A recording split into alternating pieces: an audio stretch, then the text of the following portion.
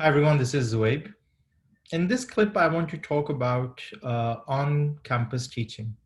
We are all familiar with this modality where we have taken classes in a classroom, but I wanted to talk about specific aspects in on-campus teaching which are very helpful.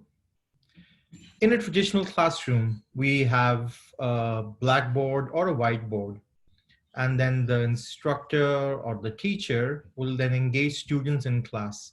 But I wanted to take this opportunity to focus on some aspects, for example, classroom technologies. Now, these are very important because if you are structured in a way, for example, in one of my prior positions, the classroom was already structured to record everything that is done in class, which means that everything that you would write on the whiteboard as well was recorded and then can be shown online later on.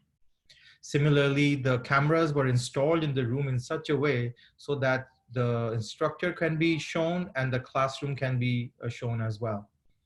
So if you set up your in-class teaching in a way that can be reused, I think that is really beneficial. And one, it's not an, you have to plan for it and strategize it so that you can embed classroom technologies, but that really enhances your teaching experiences. Because this way, then you can have, for example, if you do have classroom technologies and you can virtually invite someone to talk in your class, then that also engages the student, and then it reduces cost for you to take your students somewhere rather than the key presenter just doing a Zoom session and the classroom has a screen or a projector through which they can interact.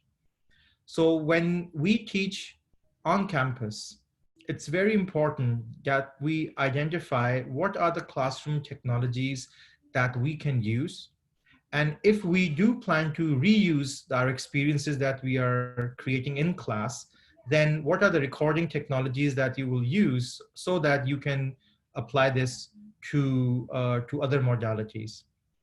I have seen successful models like this as well, where the classroom experience was recorded, and that was after the session was completed, it was then available to online students.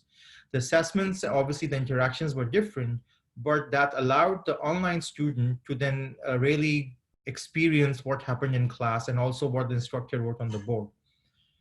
This is one form. Again, this is not the way of doing online, but I think for the institution, that was really beneficial because they only had to teach the course once. That served the purpose for the students to take it on site, and then they could register more students so that they can take it online. I hope you find this useful. Thank you.